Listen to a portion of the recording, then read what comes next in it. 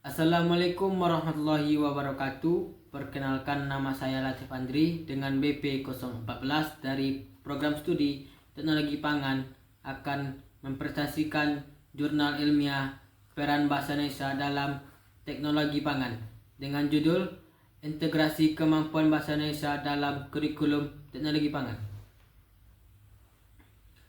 Pembukaan, pentingnya komunikasi teknis. Yang bertujuan presentasi ini adalah menelaah urgensi mata kuliah Bahasa Indonesia Teknologi Pangan dalam membentuk lulusan yang kompeten. Bahasa Indonesia bukan hanya alat, tetapi fondasi vital untuk regulasi, inovasi, dan transfer teknologi di sektor pangan lokal. Tanpa komunikasi yang jelas, potensi besar industri ini tidak akan terrealisasi penuh. Pendahuluan, kesenjangan komunikasi profesional. 1. Laporan teknis. Mahasiswa kesulitan menyusun laporan teknis sesuai standar SNI. 2. Regulasi dan halal. Kesalahpahaman pada regulasi pangan BPOM dan persyaratan halal. Ketiga, publikasi riset. Riset lokal kurang terpublikasi dalam bahasa yang mudah diakses industri. Keempat, terminologi spesifik, kebutuhan mendesak dan terminologi pangan spesifik dalam bahasa Indonesia.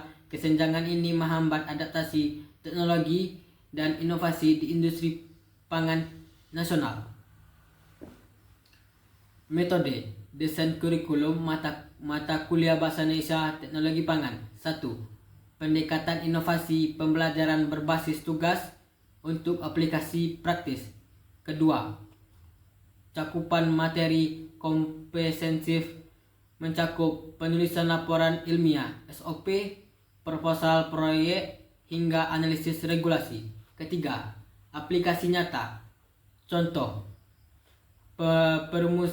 permuskan label gizi produk sesuai Permenkes nomor 30/2013. Keempat, penilaian holistik. Fokus pada kejelasan, ketepatan istilah, dan struktur argumen yang kuat. Desain kurikulum ini bertujuan untuk membekali mahasiswa dengan kompetensi bahasa yang relevan dengan kebutuhan industri. Hasil, meningkatkan kompetensi komunikasi mahasiswa. 20% meningkatkan nilai laporan. Rata-rata tugas penulisan laporan naik dari 65 menjadi 78. 80% akurasi istilah teknis. Mahasiswa mampu mengidentifikasi istilah teknis pangan secara akurat. 30% penurunan kesalahan tata bahasa. Tingkat kesalahan tata bahasa dalam presentasi berkurang. 90% kepercayaan diri berkomunikasi. Mahasiswa merasa lebih percaya diri berkomunikasi di industri. Pembahasan dampak bahasa Indonesia terhadap industri pangan. 1. Kesiapan lulusan. Lulusan lebih siap menyusun dokumentasi HACCP dan ISO 22000. 2. Diseminasi penelitian. Mempercepat penyebaran hasil penelitian ke UMKM lokal. Ketiga, kepatuhan standar. Meningkatkan kepatuhan terhadap standar pangan nasional atau SNI. Keempat, kolaborasi pemangku kepentingan. Mengurangi hambatan komunikasi dengan pemangku kepentingan lokal. Kemampuan bahasa yang kuat menjadi katalisator bagi inovasi dan efisiensi di seluruh rantai nilai pangan. Kesimpulan, fondasi bahasa kuat untuk inovasi pangan.